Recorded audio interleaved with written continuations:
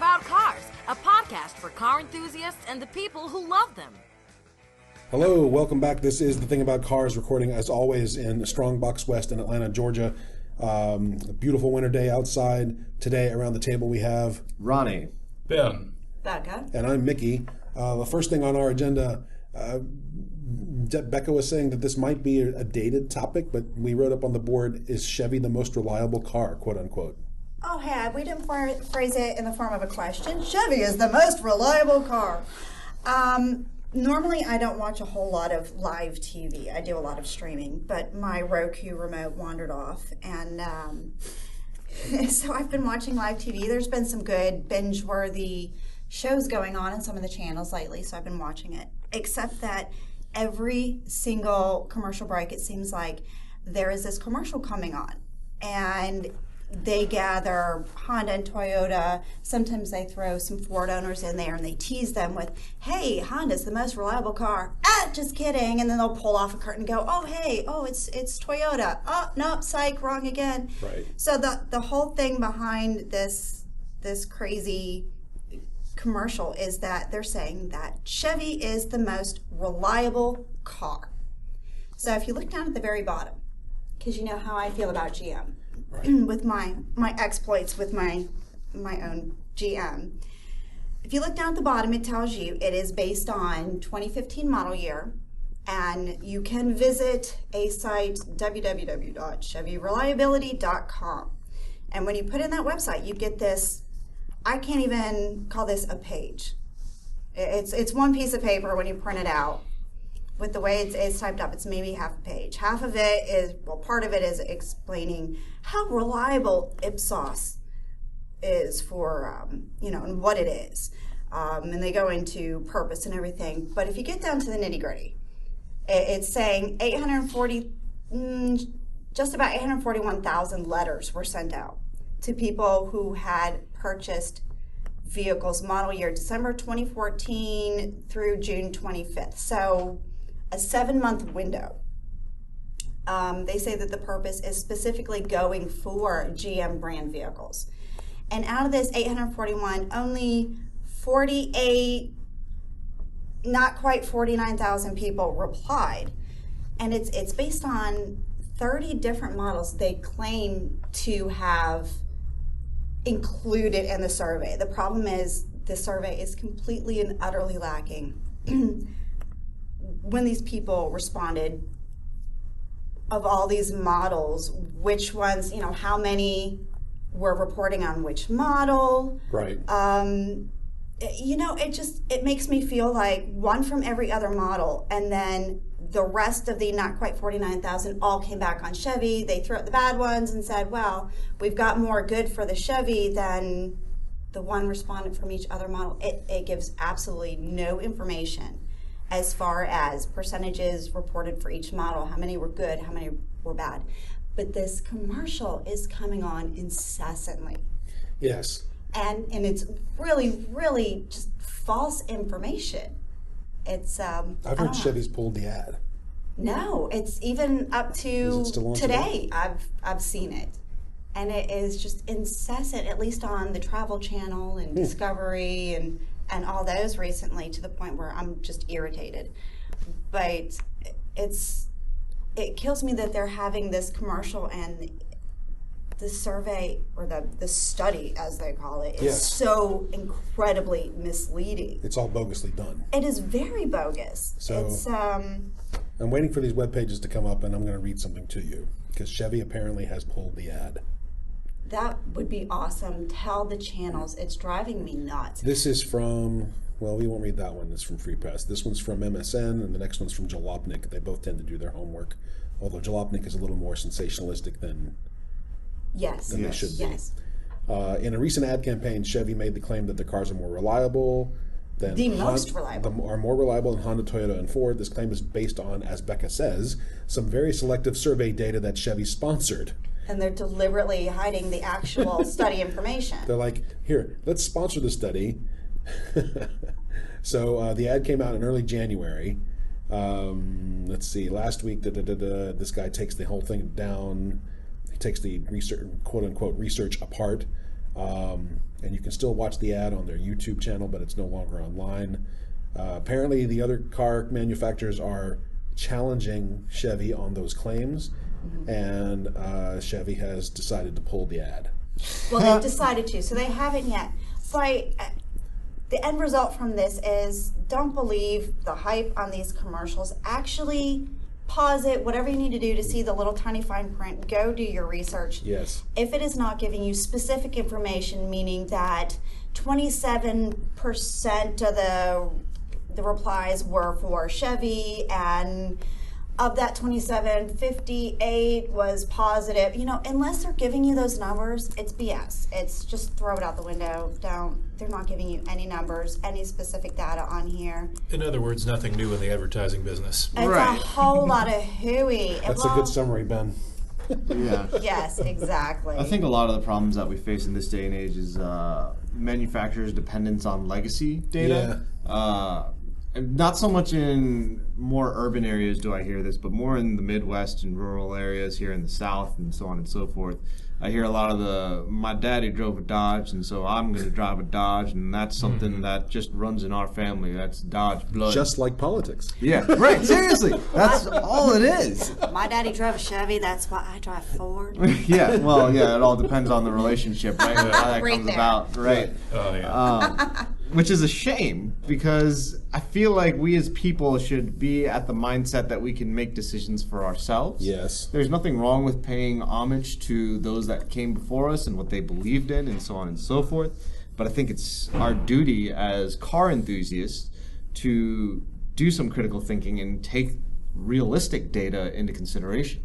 That being said, don't do your independent thinking by going, oh, this commercial says they're the best, so they must be.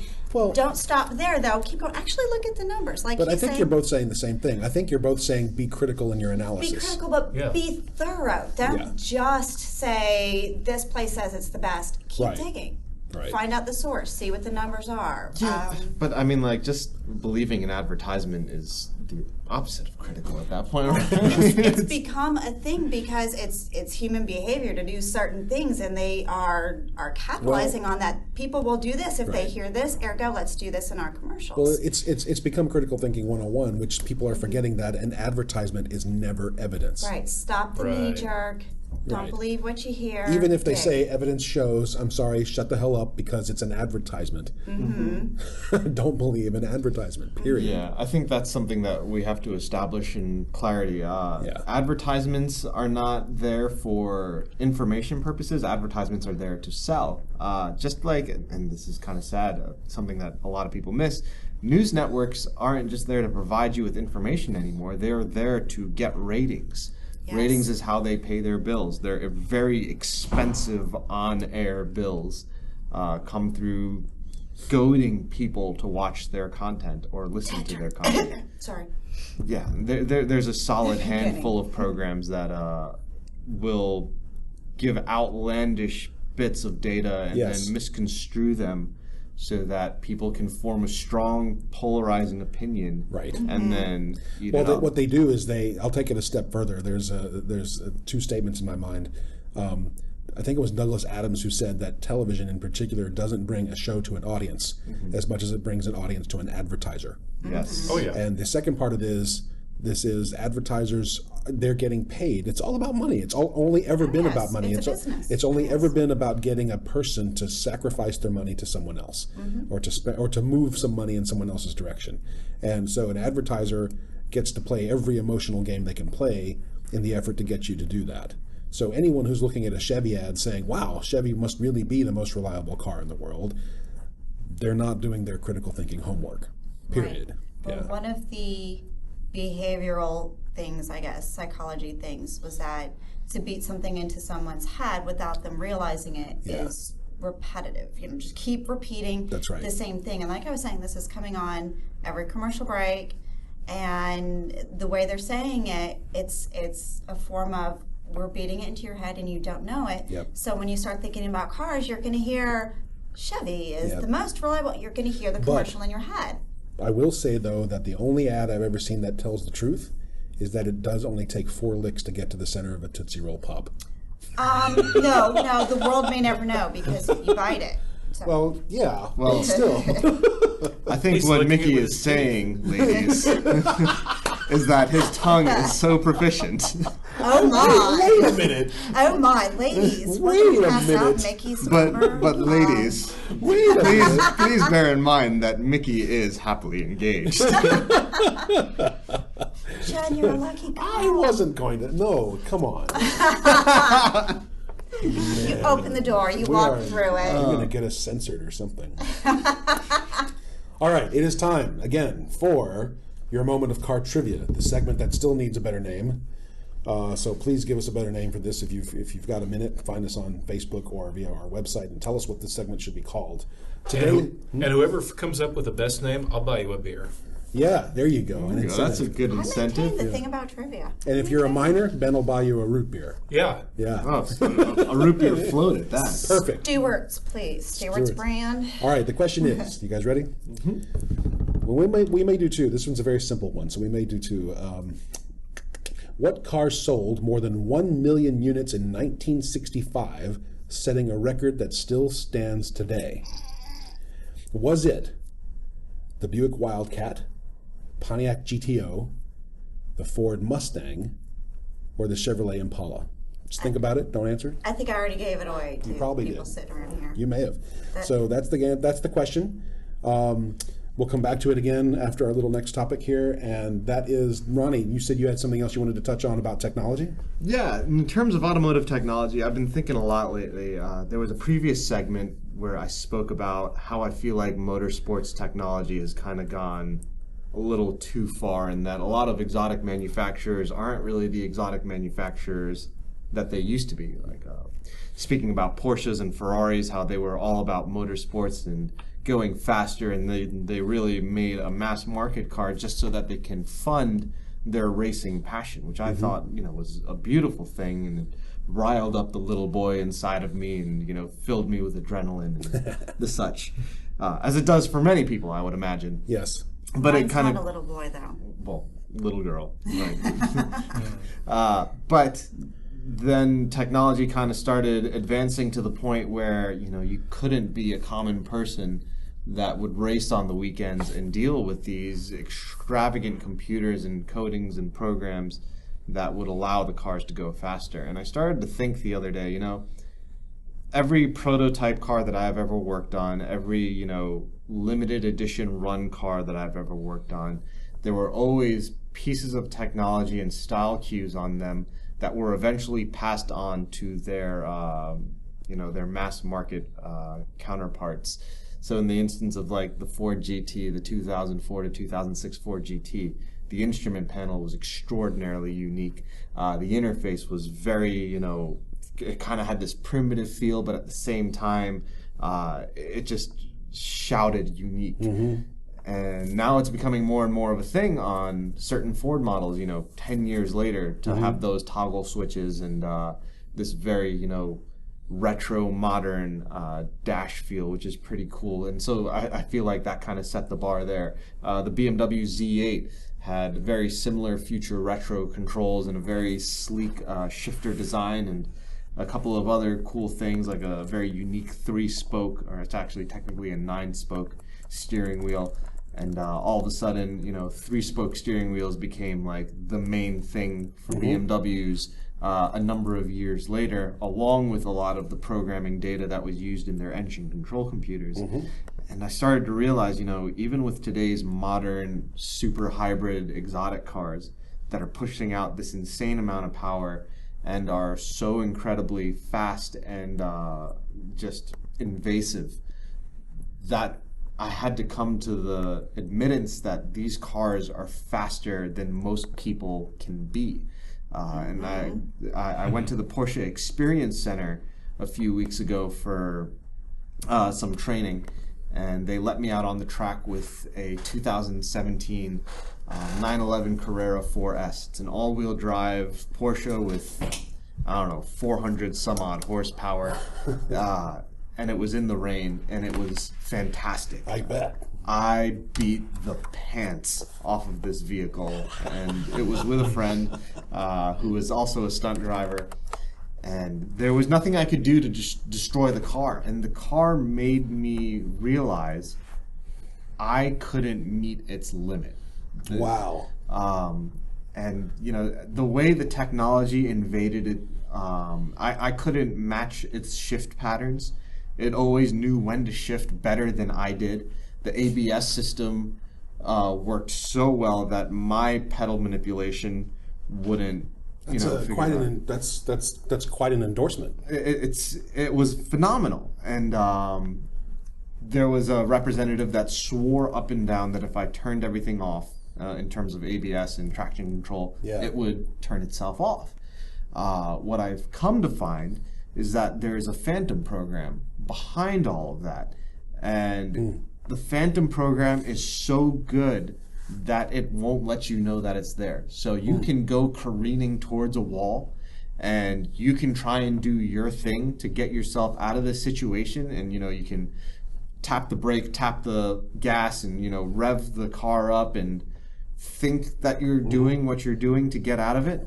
But the phantom program is what saved you. It knew how to manipulate the power at each wheel individually as you accelerated to pull yourself and straighten yourself out of the lost control scenario. And you would feel like you were the best driver on earth because of it. The reality is I had nothing to do with it. They have a kick plate. Specifically, you drive on a very wet concrete surface, and then this piece of asphalt shifts and kicks your rear wheels out from under you, and it throws you into a spin. And if you let go of everything and oh my God, that just the thought. Sorry. And you try to steer your way out of it, if you're fast, you can get out of it. And I did that with my instructor a few times, and sometimes I guessed right and sometimes I guessed wrong. I thought you were letting go of the wheel and letting it control for a second. It's the impression I got in my visualizing. Well, so then we get around to doing it again on I think the 4th or 5th try, and he says, just maintain your speed. Don't worry about flipping out on the steering or anything like that, and watch what happens. So the car kicks me, I go sideways just a little bit, and I'm just holding on the gas without panicking, and within 2 seconds the car straightens itself out. No kidding. Yeah. I didn't do anything except hold onto the gas, and it straightened out. And every other time I was throwing 360s, or I was doing full 90 drifts, or... So this is quite a bit of a conversational shift from a couple episodes ago when we were talking about autonomous vehicles sort of removing us from the driving experience, and possibly that's not very safe, to what you're saying Porsche has done, which is using technology to actually make the driving experience so much better. For the common person, yes. Yeah. And, as a stunt driver, I'm not a professional race car driver, but as a race car enthusiast, I have internal conflict about this still as to how to feel about this advancement of technology, but they're is it the man or is it the machine? Right. Yeah. That's absolutely 100% what it is. Yeah. And I think that's the direction that everything is going. What we haven't told most people is that Ben is mostly a cyborg.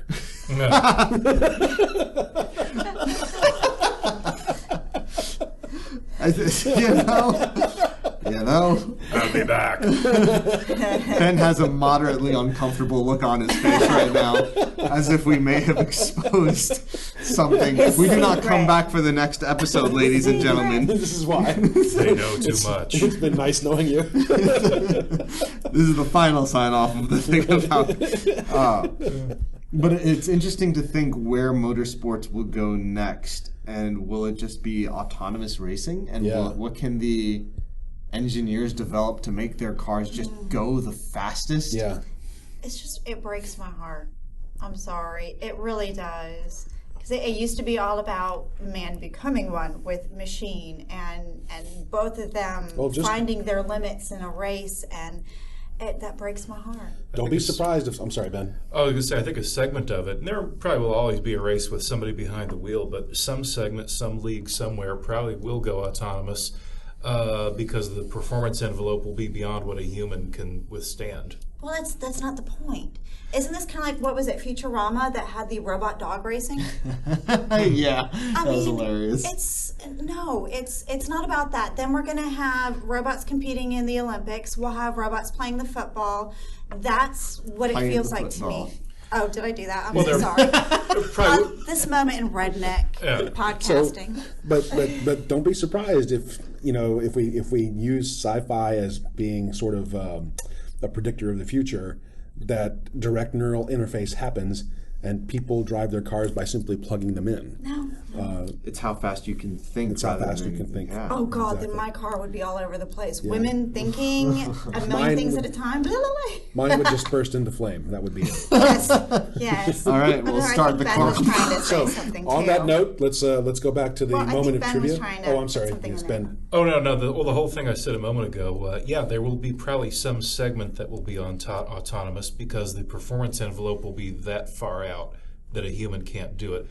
This won't be all racing, but this might be, say, some flavor of Grand Prix or something where the highest end manufacturers can, because racing to a certain extent is all about selling something. Right. So say your Ferrari, your Aston Martin, whoever are going to show up at this autonomous Grand Prix to show off their technological prowess with these cars that can make decisions 10,000 times faster than people, right, and travel at these blinding speeds. It'll all probably be in some enclosed autodrome, you know. Well, I mean, that's the question. That what then becomes the sport? Where does the sport lie for the average spectator? Right. And is the sport now a car that goes faster or a person who thinks faster? Right. And how do you exploit that and turn it into a spectator event? Right. Well, even that autonomous one, there's going to be somebody who's going to go, Right. And then the athletes, I guess, will be relegated to the dirt track again. Right. And it's just a hobby. All right. So let's wrap up this episode by answering the trivia question and then calling it a day. So the question is, again, what car sold more than 1 million units in 1965, a record that still stands today? Was it the Buick Wildcat? Was it the Chevy Impala, the Pontiac GTO, or the Ford Mustang? Over here. I'm holding my hand up. Becca goes to the principal's office. Oh, man. Not again. What's up, Becca? What's your guess? It's not a guess. It's Ford Mustang. You're guessing Ford Mustang? No, it's Ford Mustang. Okay. Ronnie? I'm going to say Ford Mustang. Okay. Ben? Yeah, I think I'd go with that too. The answer is... it's the Chevy Impala. No, it's not. No, Yes. it's not. I can pull up documentation. In 1965, the Chevy Impala sold more than 1 million units in North America, setting a record that still stands today. Are you looking at Wikipedia? No. What if we told you about Wikipedia? Hang on. No. I can send you so much documentation. Here, I do want to cite your source. Okay, my source. Show me your documentation, Becca. I'm going to have to dig up some, but I will have plenty of it, including a library of books back at my house. Okay. What is your source? To the listener, we're going to edit out some of these pauses to give Becca time to do her research because... No, I would like for you to cite your source. I will. Go ahead. In 1965, the New York Times says Impala sold over 1 million units, compared to the Mustang around 65 and 66, which moved around 550,000 Mustangs. The other one is Motor Trend. Motor Trend confirms that the Chevy Impala sold over 1 million units in 1965, which is a record for U.S. sales of a single nameplate. I mean, that was my second guess. Yeah. A lot of these are current is a problem. When you put in for sales records, you get a lot of current stuff. We're just talking about 1965. Yeah. I understand which is not current. I'm left to Googling here since none of my books are available. Sales of the 1965 and Impala SS in 1965 sold 1,074,925 units, a record that has yet to be eclipsed. Wait, who am I? I'm on Top Gear, by the way. It's not giving me that one, but it's saying the original Ford Mustang still holds the record for being the fastest selling car of all time. Fastest, sure. No, fastest selling, not fastest driving. No, I know. Selling, Fastest selling, I can believe that. No, fastest selling is not the issue here either. Yeah, but this is what wrong. cars sold. The question is. Hold on. It cites in 1964 680,000. That's not 65. A lot less than 1 million. Not a lot less, but that's also So the 1964. question is, what car sold more than 1 million units in 1965, setting a record that still stands today? Yeah, another blog known as the best-selling car blog cites the Impala as the most sold.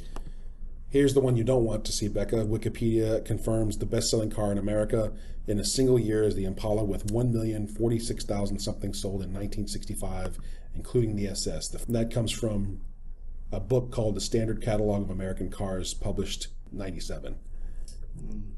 Best-selling cars blog cites the same data. The second best-selling vehicle is the Ford F-Series in 2000. Yeah. The only one I'm not getting specifics. This one is saying the 1965 Mustang set an all-time record for first-year sales of any new model. But it's not giving me numbers. While Becca sweats this fact, we're going to bid you guys... I'm not sweating this fact. I have seen this so many times, but this is what I'm getting popping up. We're going to bid you guys goodbye before we bore you any further. If you have to weigh in on the Impala versus Mustang debate, we'd love to see your citations for this trivia thing and determining whether or not the answer of Impala is wrong, which personally I don't think it is. But thanks as always for joining us. This is The Thing About Cars in Strongbox West. Please visit our Patreon and become part of the family, and always drop us a line via Facebook or our webpage, thingaboutcars.com. I guess that's about it. You'll see us at a couple car shows in the near future, the Italian Car Day and the Summit Motorama in particular. And we look forward to catching up with you then. Have a great day. Bye-bye. Thank you for listening. This has been The Thing About Cars. We'll see you on the road.